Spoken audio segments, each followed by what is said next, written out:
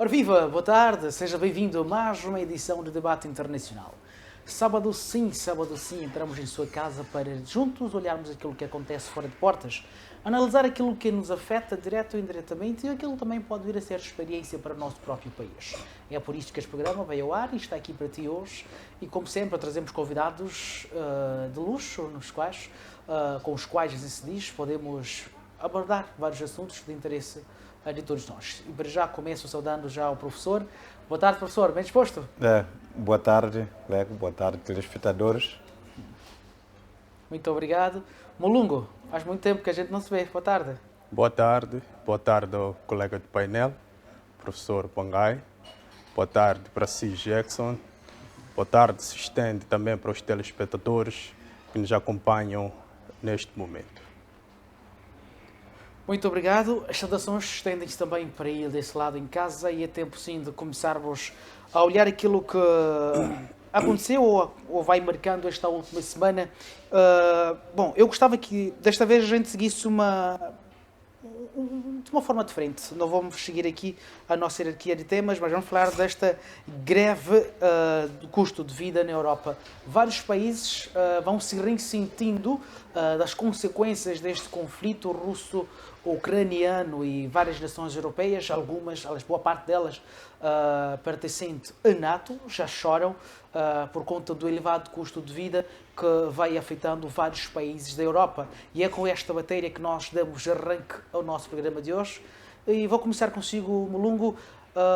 Que avaliação faz, vamos lá, depois deste tempo todo de guerra, já vínhamos tendo pessoas a protestarem contra a continuidade deste conflito, e agora as pessoas sentem já no próprio bolso as consequências desta guerra. Sim, é uma questão natural. Eu acho que a população europeia está sentindo neste momento uma violência estrutural.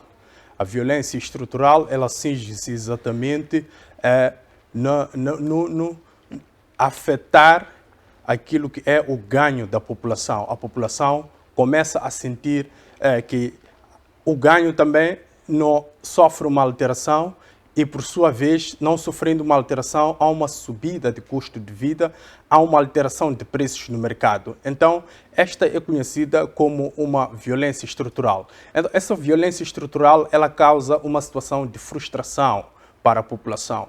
E a população vai criando, assim, grupos que tentam, de certa forma, chamar a atenção ao governo do dia, alertar daquilo que essas populações vêm passando no seu seio. Mas o mais viável ainda é que essas populações não cheguem ao nível da agressão, que terminem somente na frustração, que é resultado exatamente dessa violência estrutural. Porque chegados a esse nível de agressão, se calhar podemos ter por lá uma situação de violência política, é uma situação em que os governantes usam a polícia para conter os ânimos da população. A isso designa-se violência política. Então, nós não queremos que se atinja esses níveis. Mas é por conta dessa ajuda incondicional à Ucrânia que os Estados europeus, alguns Estados, se calhar, elas vão fornecendo ajuda, mas não por vontade própria, mas porque foram instrumentalizadas pelo contexto. Os Estados vão engrenando nesse discurso ocidental de que tem que se apoiar a Ucrânia de todas as formas e com todos os meios para que consiga lutar até o último homem contra a Rússia agressora. Então os Estados estão exatamente a abraçar esta causa, mas vão ressentindo isso a nível interno, porque as sanções que vão aplicando à Rússia, a Rússia também vai tentando retalhar de certa forma, e retalhando é não fornecer o essencial, que é o gás, que é o petróleo, para o funcionamento da máquina produtiva desses Estados europeus. Então, esse processo todo, saída de capital para custear uma guerra e corte de forma parcial do fornecimento de gás, isto tudo vai afetando diretamente as populações e elas vão sentindo na pele essa violência estrutural. Muito bem. Professor, eu vou na mesma senda.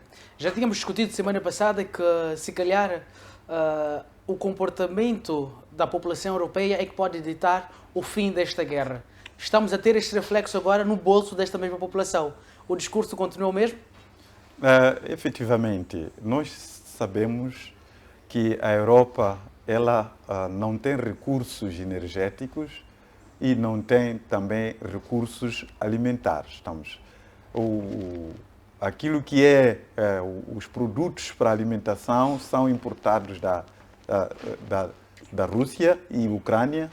A energia, os recursos energéticos também provêm desses dois países que neste momento se encontram em guerra.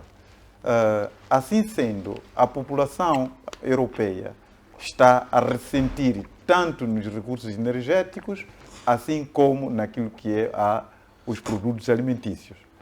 Trata-se de elementos básicos para a população poder sobreviver. As políticas que os líderes europeus estão a tomar, políticas que, de certa maneira, demonstram o orgulho provável que eles têm, de poder não aceitar que já não pode mais, como forma de poder salvaguardar os interesses da sua população. Mas aqui o que está em causa neste momento, eu acredito que os líderes europeus já chegaram na conclusão de que eles estão num momento bastante difícil para poder gerir o cenário nos seus próprios países. Aquelas manifestações não vão parar sem que se resolva o problema de recurso energético, que é a base para aquela população. Então, esperamos que nos próximos dias os líderes europeus mudem de posicionamento. Aliás, agora já falam da negociação. Macron, no princípio, falou, mas depois calou, alinhou-se aos outros.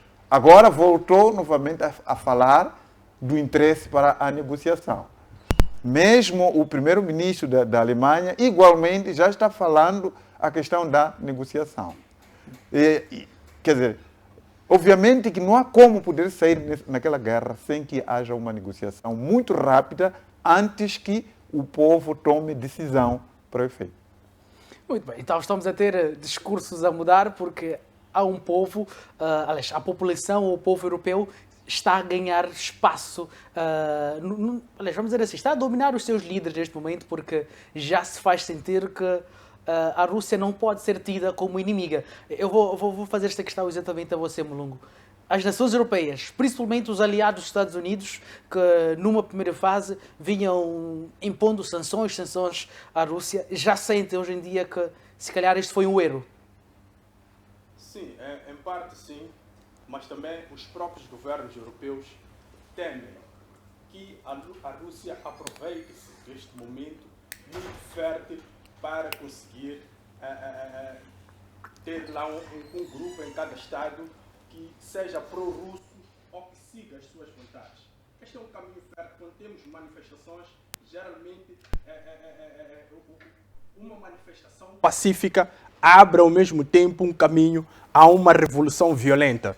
Então, aqui é um espaço muito fértil e muito sensível em que os governos devem ficar muito preocupados e devem gerir isto para que não atinja níveis bastante sensíveis, bastante letais para aquilo que são as pretensões da influência russa a nível da Europa. Mas também precisa-se conter um pouco para conseguir olhar a guerra como tal, porque a guerra é uma preocupação maior e lida diretamente com o assunto supremo do Estado, com o assunto de sobrevivência do Estado. Então, essa guerra precisa ser tratada de uma forma especial, se calhar através dessa negociação, como dizia aqui o professor, que só se calhar com uma negociação com a Rússia é que pode-se cessar o fogo. Mas a nível interno, os Estados têm este TPC, que é o seu povo, que está a rebelir-se por uma questão de violência estrutural. Então, estes governos precisam colmatar uma situação para ver a outra de uma forma imediata. Aliás, eu acho que agora a Europa ela já está a pensar numa nova estratégia. Já o primeiro-ministro da Alemanha começou a falar da necessidade de haver o exército europeu. Ele, quando começa a imaginar um exército europeu, obviamente está a começar a pensar a desembaraçar-se dos Estados Unidos da América. Significa isso que eles estão a perceber que estão sendo puxados para uma causa que, de algum momento, está a poder prejudicar a eles. Esperemos que nos próximos momentos, efetivamente, a Europa encontre estratégia capaz de poder ter uma certa autossuficiência e não dependente como está a ocorrer agora. Porque se for a ver, a Europa, ela ou depende da Rússia ou depende dos Estados Unidos da América. Eles não têm recursos suficientes para a sua sobrevivência. E, igualmente, em termos da segurança, também não tem a Europa. A Europa, é verdade, tem uma relativa segurança, mas, no entanto, confiam tanto nos Estados Unidos. Quem alimenta mais a OTAN são os Estados Unidos. Então, uma das coisas que faz com que os europeus estejam encurralados aos Estados Unidos é mesmo a proteção. O receio de a Rússia, em algum momento, poder invadir a Europa. E que os recursos, quando eles fazem a comparação com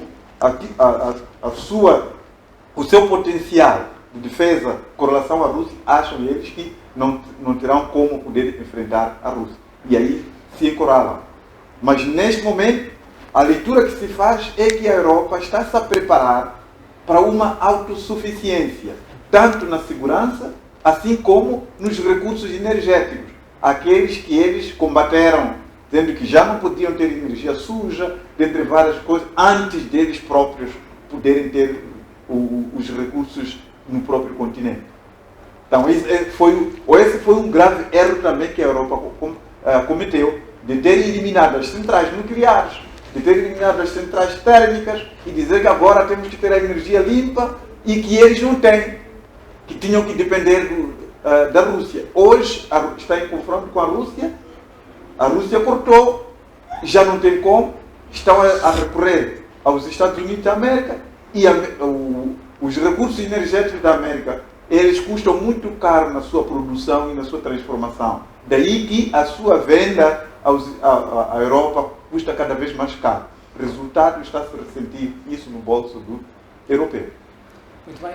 Alves, por favor. Sim, aquilo que o professor esteve aqui a dizer enquadra-se exatamente naquilo que chamamos de estabilidade hegemônica.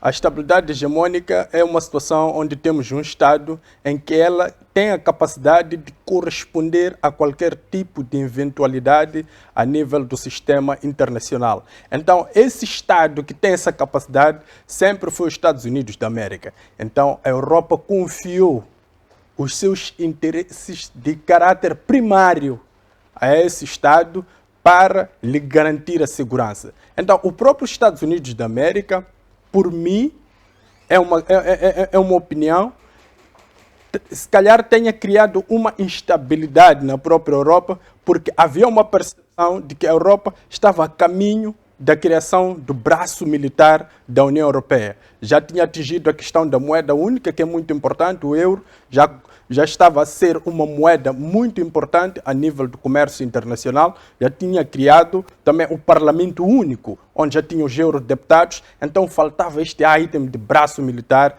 para a União Europeia. E atingindo este item, a NATO ia perder espaço de manobra ali na zona da Europa. Então, não interessa muito aos norte-americanos uma estabilidade e relações harmoniosas a nível da Europa neste momento. Tal que a criação deste conflito com a Rússia, usando como palco a Ucrânia, foi uma situação em que a política externa norte-americana teve como saída para travar uma Rússia que vinha crescendo de uma forma em que tornava-se cada vez uma ameaça maior para os próprios Estados Unidos da América, mas também para conter o desenvolvimento rápido da própria Europa.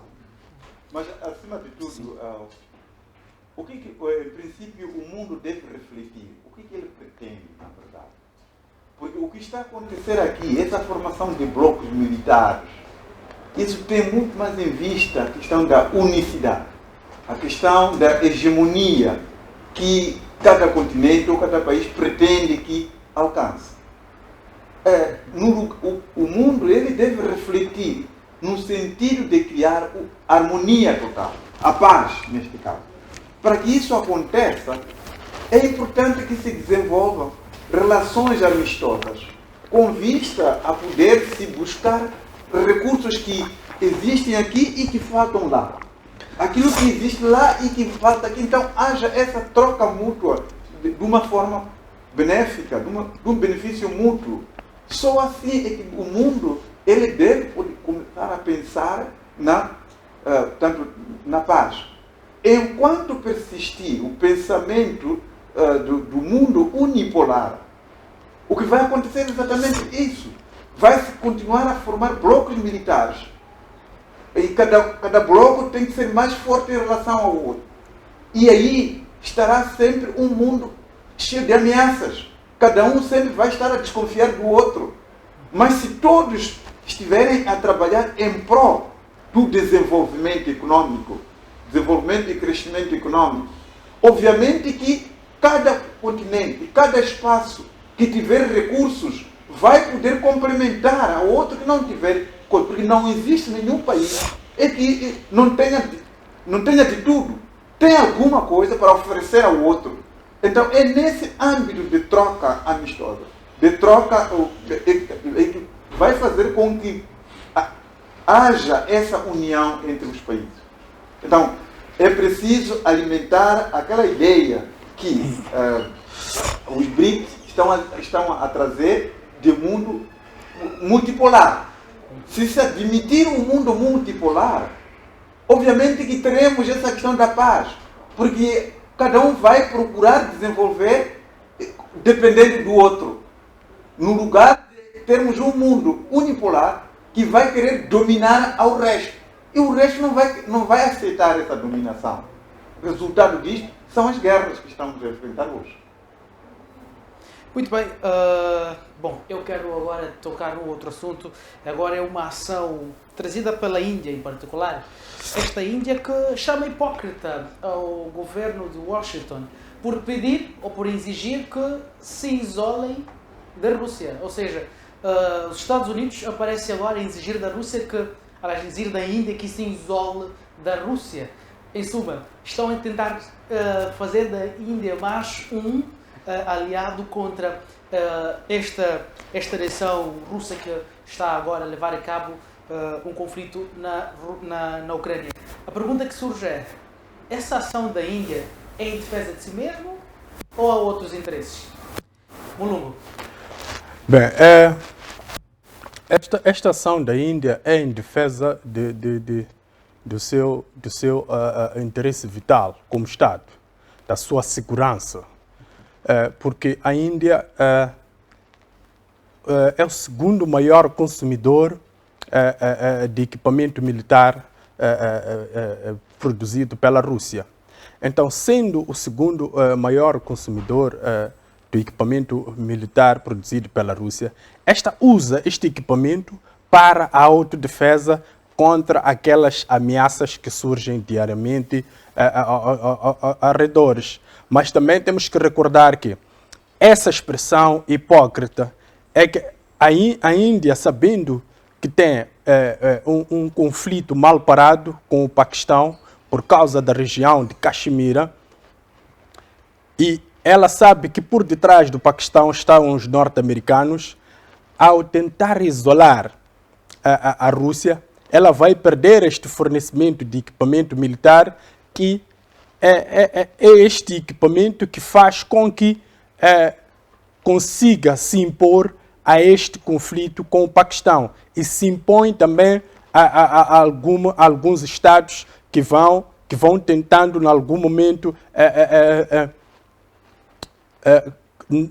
tentando ameaçar esta Índia. Então, a Índia, numa primeira fase, ela precisa garantir uma boa relação com a Rússia para garantir a questão de sobrevivência, mas também para garantir a neutralização do Paquistão, que é uma ameaça direta. Mas, ao mesmo tempo, a Rússia faz parte dos BRICS, onde esta Índia faz parte por sua vez. Ou seja, a Índia tem ambições de tornar-se em uma potência, uma potência econômica e militar. Então, ela já percebeu que no seio da configuração do Ocidente, ela não tem espaço para conseguir se ingrar. Então, é se calhar por via dos BRICS, onde ela possa ter esta possibilidade.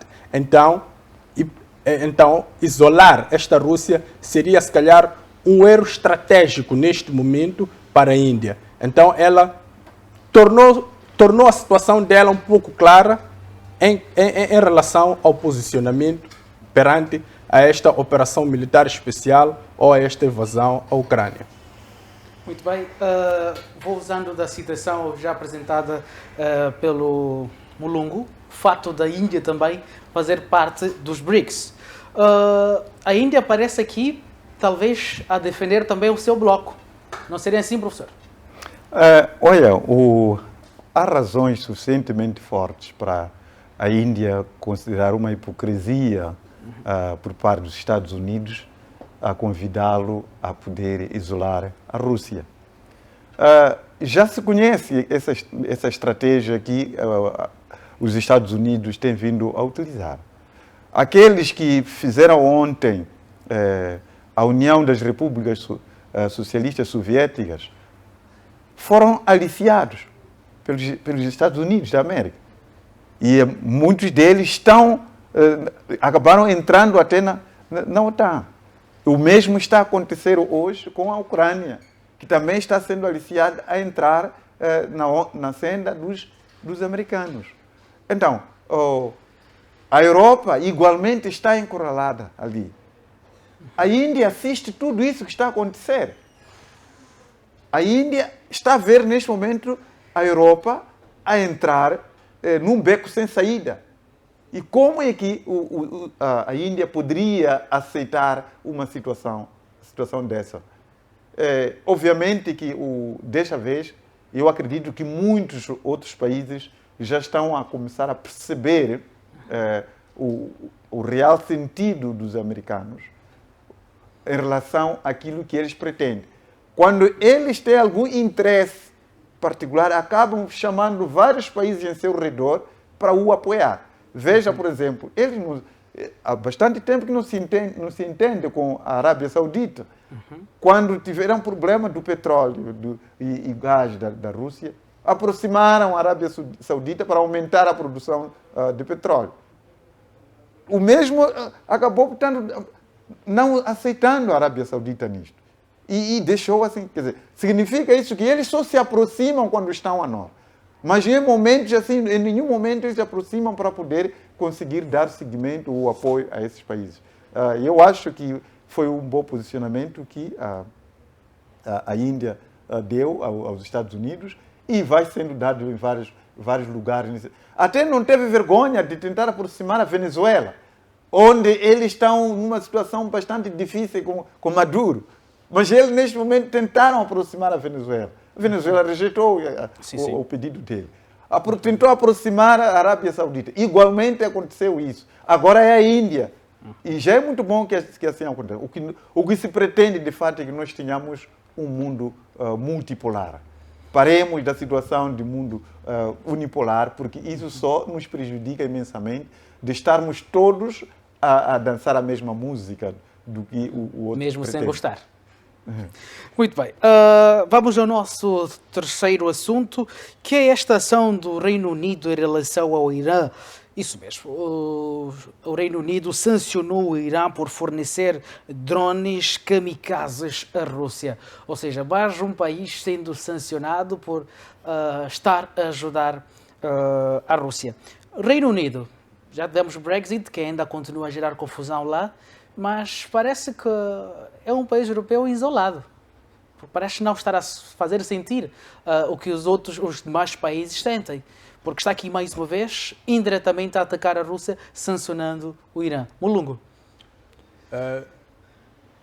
É interessante que, para mim, este é um momento na qual os Estados fora da Europa, principalmente Estados do Médio Oriente e Norte da África, deviam perceber como é que funciona o sistema financeiro internacional nas mãos de políticos que usam isso como um instrumento para conseguir fragilizar os outros governos e, se calhar, fragilizar determinados Estados.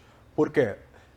Esta sanção ela foi direcionada a 5 individualidades, dentre elas, na sua maioria, generais iranianos, e 3 instituições. Uma das instituições é a suposta instituição que terá produzido este drone kamikaze. Mas também o que mais chama a atenção é que não há provas concretas de que aquela instituição terá produzido exatamente esses drones kamikazes. É tudo baseado numa especulação. Por quê?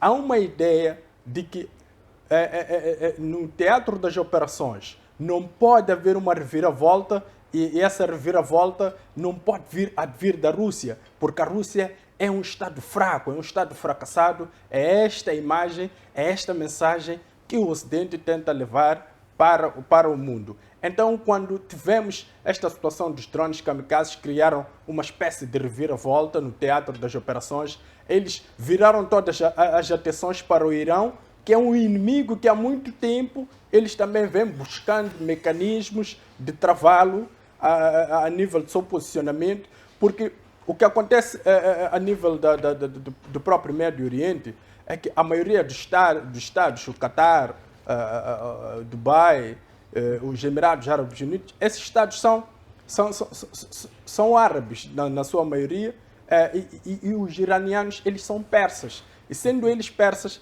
eles se isolaram, porque eles têm uma identificação própria, mesmo a nível do próprio islamismo. Então, eles criaram mecanismos de autossuficiência a nível do seu Estado, têm capacidade militar suficiente. Isto incomoda o Ocidente em algum momento. Então, esta é uma oportunidade que eles tiveram de redirecionando aquilo que é exatamente o posicionamento para o Estado iraniano. Mas o assunto em causa é: não temos provas de que esses kamikazes são oriundos do Irão. Então, perde-se aqui, numa primeira fase, a ideia de clareza quanto a algumas decisões, porque não pode-se decidir algo se baseando em especulações. Segundo o presidente da Bielorrússia, ele disse assim, de que, olha, essas sanções vão provocar a Terceira Guerra Mundial. Veja só que as sanções que a Inglaterra estão a impor ao Irão vai criar condições para que o Irão ele possa se juntar agora abertamente aos russos. Então, o bloco da área da Rússia vai crescendo assim. E crescendo o bloco russo, a guerra, inclusivamente, vai tomar novas proporções nesse sentido. Daí que a razão do presidente da Bielorrússia a dizer que as sanções vão provocar a Terceira Guerra Mundial. A Inglaterra pode estar a pensar isso, de que vai produzir algum efeito.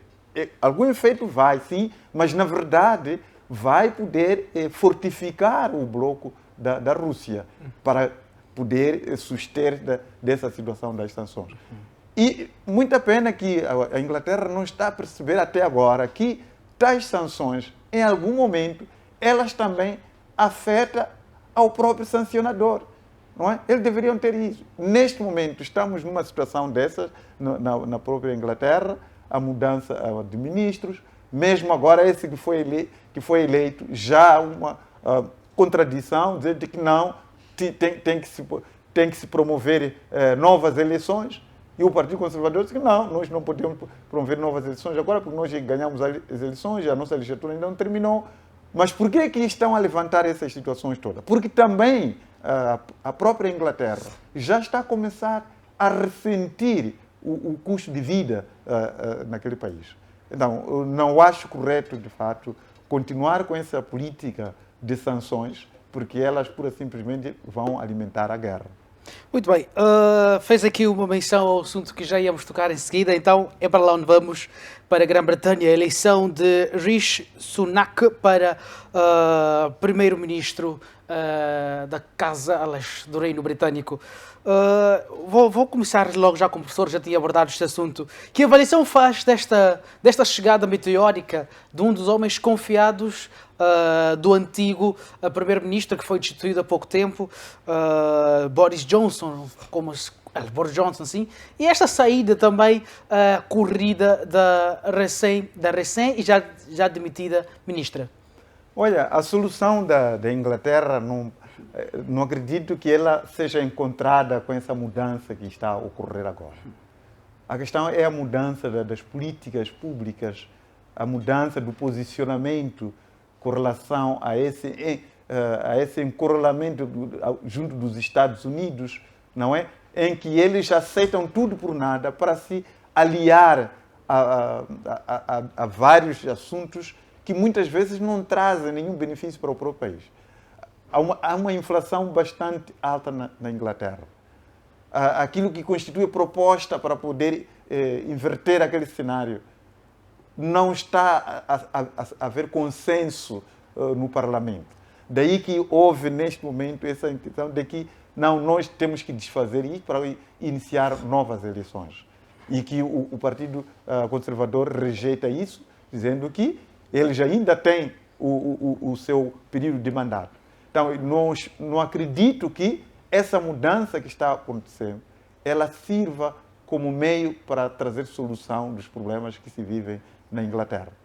Então, é prematuro dizer alguma coisa em relação a este ministro ou também entra na mesma cena do que há que mudar alguma coisa em toda a conjuntura política do Reino Britânico? Por favor, Longo. Bem, eu acho que, neste momento, o Partido Conservador está num dilema. Primeiro, precisa resolver a situação financeira da Inglaterra. Segundo, precisa garantir a manutenção do poder. Então, é este dilema que vai fazendo cair os ministros de forma muito flexível e de forma repentina. Por quê? Nas democracias desenvolvidas, o indivíduo não é mais importante que o grupo, ou seja, o indivíduo não é mais importante que o partido. Então, neste contexto do indivíduo não ser mais importante que o partido vai percebendo, de acordo com a opinião pública, o seu nível de governação e vai tentando tomar algumas decisões que se calhar visam colmatar uma situação em que possa colocar em causa ou em xeque esta governação de todo o grupo. Porque se formos a ver a situação financeira que fez cair o Boris Johnson, também começou dentro do próprio partido, houve uma percepção, alguns ministros demitiram-se e o Boris Johnson acabou ficando isolado. Quando temos um indivíduo pertencente a um grupo que acaba ficando isolado numa situação de governação, significa que o grupo está a defender interesses do grupo e o indivíduo precisa abster-se daquele poder para poder garantir a manutenção dos interesses do grupo. Então, é nesta senda que a Liz Truss também caiu, porque implementou algumas medidas econômicas que passavam por aumento, pela diminuição de alguns impostos, reajustes de impostos, mas o que aconteceu a nível do mercado é que tivemos muita reclamação e essas reclamações foram canalizadas pelo grupo de empresários para o Banco Central do Reino Unido. Este Banco Central criou uma pressão que fez com que logo o ministro das Finanças que é do Partido Conservador, demitisse. Não, ao demitir-se, ele dá uma mensagem clara de que a Liz Truss ela encontra-se numa ilha neste momento. Por quê? Ele está a tentar criar aqui uma imagem boa e que deve ser passada para o seu eleitorado para garantir com que o Partido Conservador se estenda no poder pelo todo o mandato. Então agora temos esse novo ministro, que é de origem indiana e africana, mas esse novo ministro ele chega ali porque tem uma bagagem de gestor de topo de grandes bancos e de grandes empresas a nível da própria Inglaterra. Então a expectativa agora é que ele traga soluções ou traga umas políticas públicas com capacidade de responder a esse problema financeiro que a própria Inglaterra tem. Mas olha que este ministro ele não pode abdicar daquilo que é o posicionamento da própria Inglaterra perante o conflito na Ucrânia. É este o maior problema que tem tido a Inglaterra. É que ela não quer abdicar do seu posicionamento, sempre tentou, desde o princípio, encabeçar este posicionamento da Europa para possíveis soluções e dar um apoio incondicional para a Ucrânia. Ou seja, ela vai canalizando os seus recursos para este conflito, mas a nível doméstico vai tendo problemas de caráter financeiro, porque não consegue estabilizar o seu mercado financeiro, não consegue aquele todo grupo que de uma hora para outra viu-se assolado por um problema que chama-se BRICS, porque com a União Europeia antes eles tinham um mercado livre, onde podiam transportar os produtos de um lado para o outro, sem exigências, sem barreiras aduaneiras, mas neste momento eles têm barreiras aduaneiras. E este grupo também está a ressentir este problema financeiro. Então, há muitos problemas internos na própria Inglaterra, um Estado que está a tentar encabeçar um apoio incondicional para um conflito de alta magnitude. Muito bem, muito obrigado aos dois por este tema. Vamos agora olhar para a China. Temos a China. A China traz-nos aqui o Congresso, o 20º Congresso que aconteceu, que terminou já no último sábado. É dele que nós vamos olhar aqui. Este Congresso acontece numa época em que Pequim vivia com tensões em relação aos Estados Unidos. Bom, já se percebe que o Partido Comunista praticamente usou deste Congresso para se solidificar mais, para estar muito mais forte. No entanto, e os Estados Unidos? Professor? Olha, vamos esperar agora em novembro. Vão decorrer as eleições nos Estados Unidos e que provavelmente Biden é capaz de poder se despedir, mas se calhar sem falar de tudo isto, seja os republicanos ou os democratas a ir no poder, a verdade é que a China ela está a poder desenvolver uma política para o desenvolvimento e o crescimento econômico do seu próprio país. Razão pela qual ela não respondeu de imediato às provocações que fizeram diante de Taiwan. Mas acredito que com essa reeleição do terceiro mandato do presidente da China, ele vai querer resolver aquele assunto. Ele não pode deixar o assunto de Taiwan nesse terceiro mandato. Daí que os Estados Unidos eles devem se preparar melhor com vista a garantir com que haja uma solução aceitável para que haja uma China única, mas em dois sentidos, como está a acontecer com o outro, do que tentar ainda querer fazer com que Taiwan esteja ainda sob o domínio dos americanos, porque a China ela vai desenvolver. Eu tenho gostado o posicionamento do presidente da China, em face dele ser muito cauteloso com relação àquilo que constitui armadilha para a economia dele. Tudo quanto os Estados Unidos estão fazendo tem em vista de poder atingir a China. Mas, no entanto, a China já percebeu-se muito cedo, daí que ela não está a responder a essas provocações.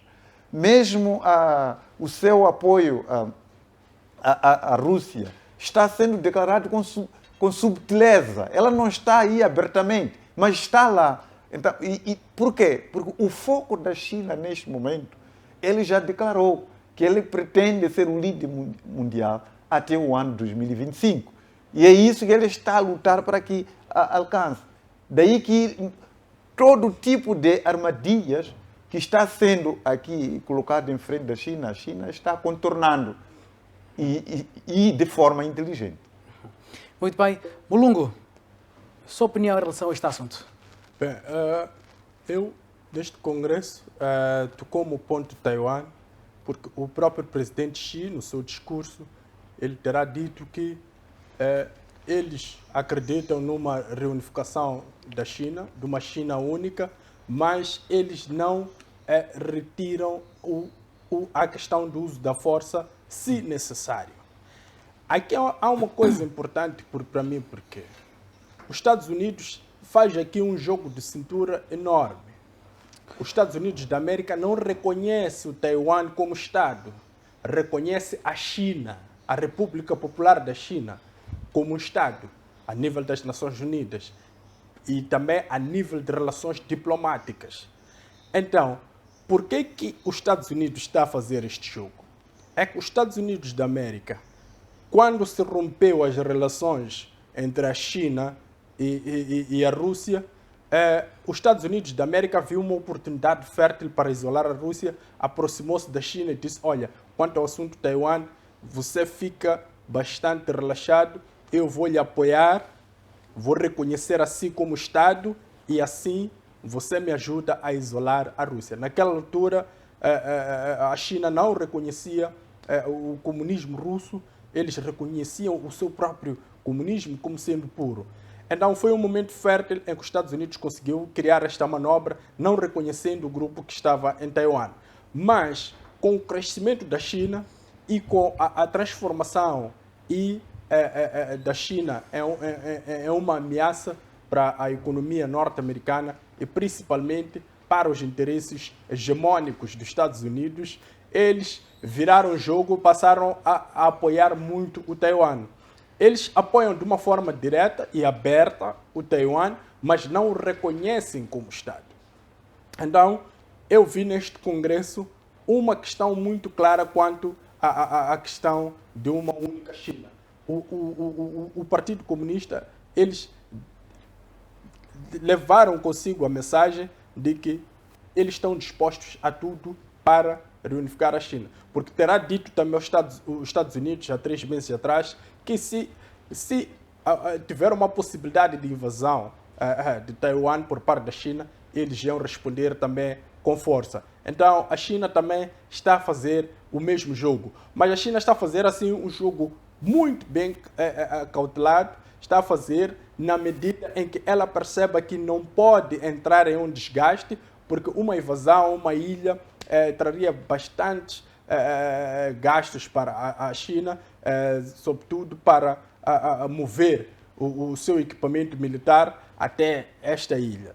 Então, a China está num momento de cautela, o Congresso chega num bom momento, é um momento de afinar algumas políticas, é um momento de reposicionamento para questões de relações bilaterais com os Estados Unidos e relações com a própria União Europeia, porque a União Europeia muitas das vezes tem recebido financiamento da própria China para alavancar a sua economia. Então, este é um momento muito crucial para o Taiwan e alguns líderes do Taiwan já apareceram a dizer, olha, o que nós queremos não é uma guerra, nós queremos continuar a viver em paz.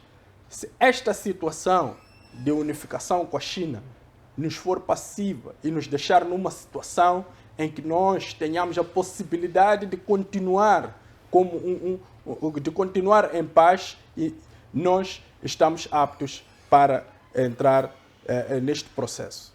Muito bem, vamos continuar na Ásia e desta vez vamos ver as ações da Coreia do Norte, esta que fez disparos próximos, próximo ao mar do Japão, mas o alerta direto foi o discurso apresentado em relação à contraparte, neste caso a Coreia do Sul, por conta dos ensaios militares que vinha fazendo com os Estados Unidos. Mais uma vez, a Coreia do Norte aparece a ameaçar a outra Coreia por conta deste comportamento.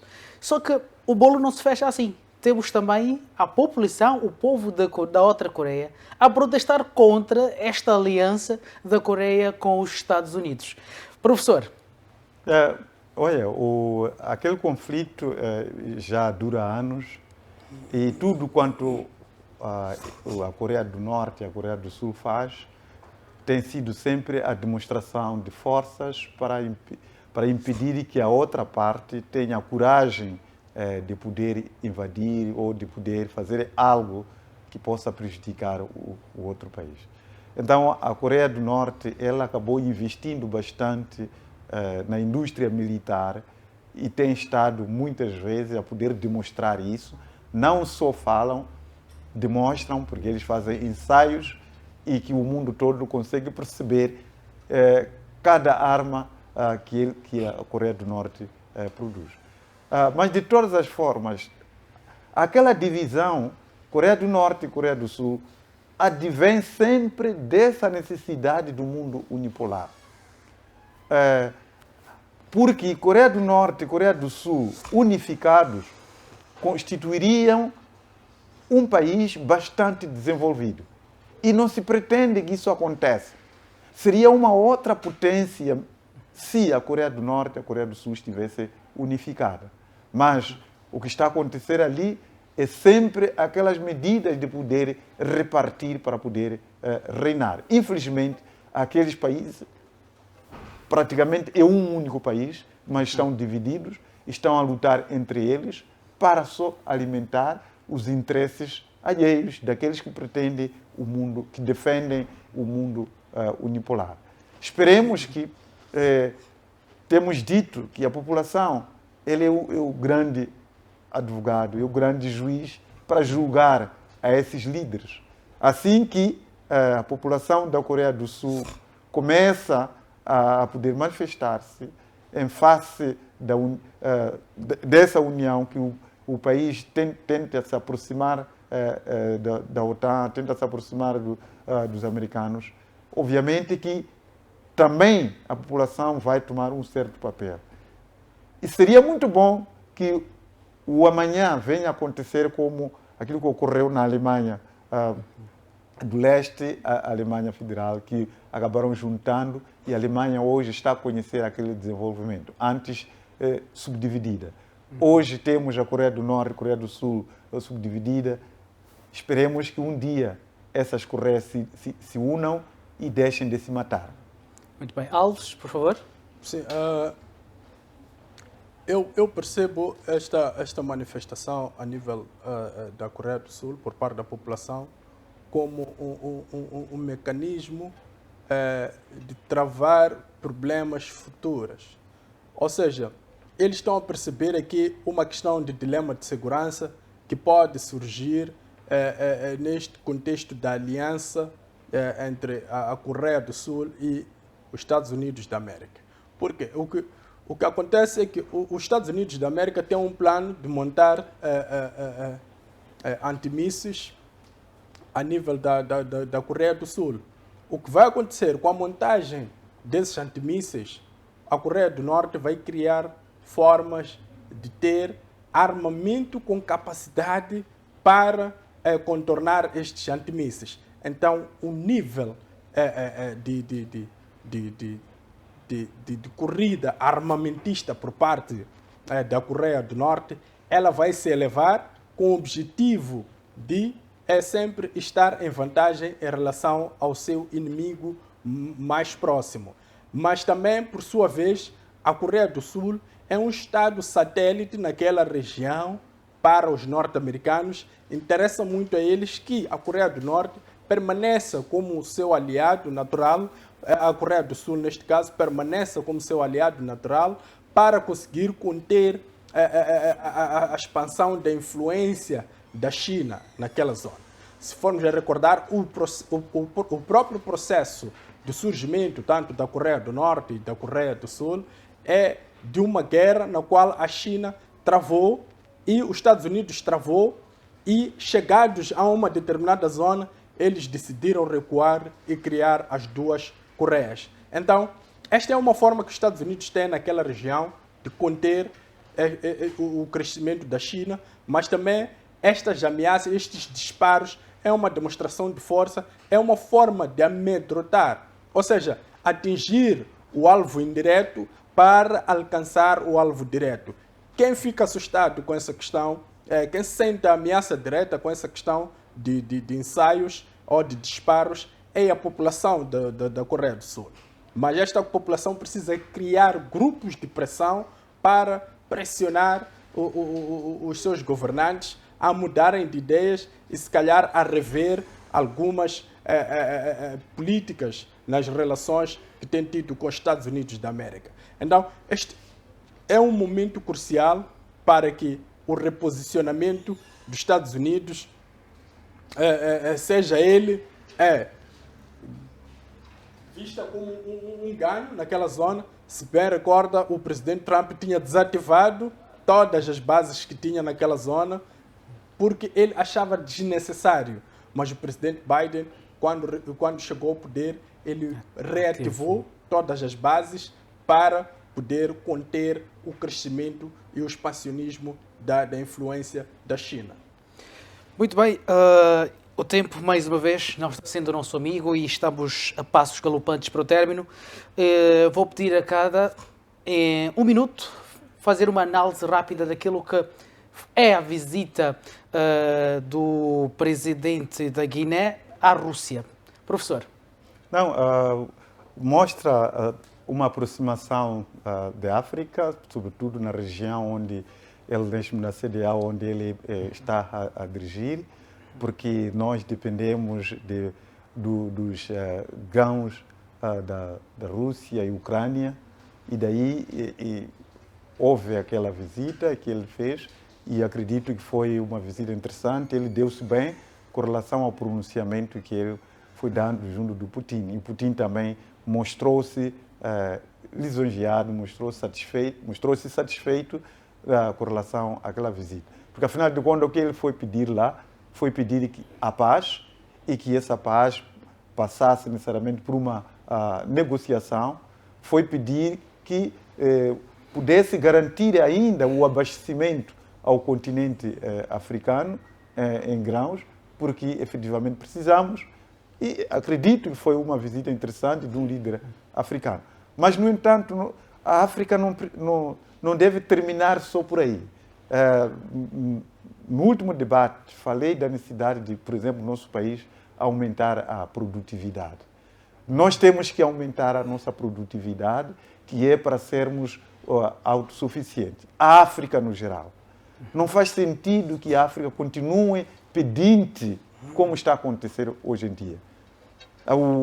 A ida do presidente na Rússia foi essencialmente uma espécie de um pedido.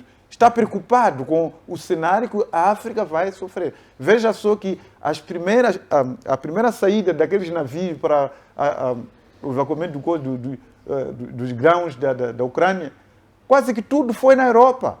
Mas eles alegaram tanto para mandar para a África. No entanto, maioritariamente daqueles produtos foram para a Europa. Então, nós africanos precisamos de aumentar a produtividade. Especialmente uma exortação para o país. Nós temos que produzir, temos que construir o Moçambique, temos que criar o desenvolvimento e o crescimento econômico do nosso país 24 horas por dia. Tá certo. É uma exortação que fazemos aos governantes. Não deixe uma grande parte de recursos humanos adormecidos enquanto o país precisa decorrer. Porque não há ninguém que não reconhece de que nós temos um atraso de desenvolvimento e crescimento econômico. Quem sente que está atrasado, ele precisa decorrer. Mas nós não estamos a fazer isso. Estamos a desperdiçar recursos humanos de poder construir este país, de inverter o cenário. Muito obrigado, professor. Mulungu, é contigo. Esta visita do Sissoko Embalo à Rússia, Uma das frases, pelo menos que se destacou no primeiro dia, foi paz e reconciliação entre aqueles dois povos. Que análise faz? Bem, eu como africano senti-me muito bem representado e uma mensagem de paz para o povo russo é sempre ela bem-vinda, porque eles também não estão a fazer esta operação militar especial por vontade própria ou porque gostam de estar no meio daquele fogo cruzado. É uma questão de necessidade, é uma questão de sobrevivência por parte da Rússia. Então, é sempre bem visto levar consigo esse tipo de mensagem para Estados, principalmente para uma Rússia que neste momento detém a capacidade de nos fornecer alguns produtos que possam suprir as nossas necessidades primárias. Então, eu acho que senti-me mesmo muito bem representado. Muito obrigado. Senhores, muito obrigado por estarem aqui. E é também desta forma que colocamos o ponto final a mais um debate internacional. Para a semana temos mais. Votos de um bom dia. Até para a semana.